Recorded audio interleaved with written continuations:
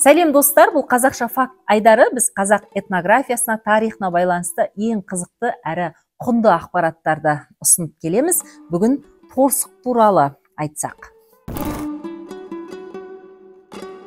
Мүйіз торсықты қазақтар ерекше киелі зат санаған, өйткені онда қошқар мүйіз, марал мүйіз, арқар мүйіздің өрнектері бейнеленген. Бұл өз кезегінде баршылықтың, тоқтышылықтың, берекенің нышаны ретінде есептелген. Мүйіз торсықтың тағы бір қасиеті, оның екі шеттегі бүйіріне қымыз сақталып қалады. Ол қанша жуса да кетпейді. Соның әсерінен кез келген саумал өздігінен қымызға айналған. Міне осындай ерекше қасиеттері бар торсықтың. Терден жасалған ыдыстардың күннің ыстығында да, суығында да бір қалыпты температураны сақтап, сусынды жақсы сақтайтын қасиеті бар. Мұндай ыдыстарға құйылған сусынды алыс сапарға шыққан жолаушылар қоржынға салып, немесе қанжығаға байлап алып жүреді.